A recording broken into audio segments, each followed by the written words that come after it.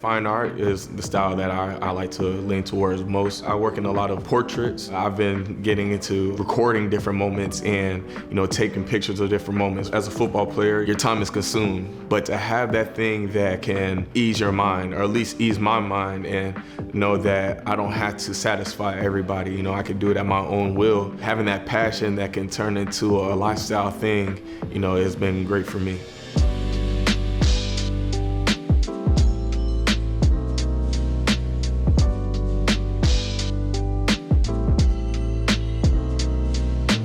Yeah, so my first tattoo I got was right here, and it was inspired by Jean-Michel Basquiat, who's my favorite artist. I'm an artist myself, so it was a tie between that as well. But then also with this says "Dare to be great," which is a saying that my dad always been saying basically my whole life, as athletes. With the crown, it symbolizes royalty and, being the king. And once I saw the documentary on Jean-Michel Basquiat, I really jumped at the opportunity to get it, and then boom, here we are. There's only one Jean-Michel Basquiat, right? There was nobody doing what he was doing before, and he broke so many grounds for other Black artists. So I just feel like it was just great to give him his flowers, and the way he's inspired me as an artist. And our styles aren't the same, but at the same time, just having that freedom just to let loose as an artist and really as a person, and that's what I get from him.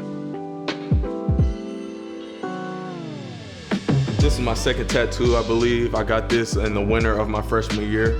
So it's a compass, and then attached to it is a wing that goes to around a quarter of my back, I believe. It really represents friendship for me, at least. During this time, a lot of close loved ones had passed away. And so I didn't really know how to handle that, With that, the compass symbolizes throughout those tough times, I always have my friends to lean on, no matter what direction, I always have somebody that I can count on. But then attached to it is that wing. I feel like the wing would be a great way as a whole to just commemorate everybody that I love that's no longer here on earth. Next, I have the owl right here. So my birthday is October 2nd, 2001. So when I was in high school, I was big on the whole OVO. I'm not gonna say I was necessarily just a big Drake fan, but the whole October's very own was very cool to me. And then also in my fraternity, there's a saying that goes, "Wise old owl sat on the oak. The more he sat, the less he spoke, the less he spoke.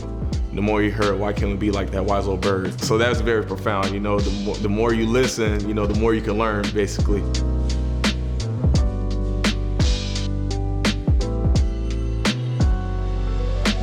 Right here is my family crest. So my last name is Wooten. I come from a very big family, and so yeah, man, this is our family shield, and it's always on our family reunion shirts. And holding that last name Wooten, it bears a lot of weight. My grandmother had 16 kids, and so my dad's number 15 out of 16. So I just feel like I'm carrying the torch as a legacy in this family, And having my dad being a former student athlete playing at Syracuse and having to stint in the NFL, and him doing just so many great things, it just means a lot to just carry that last name, or really his name as well.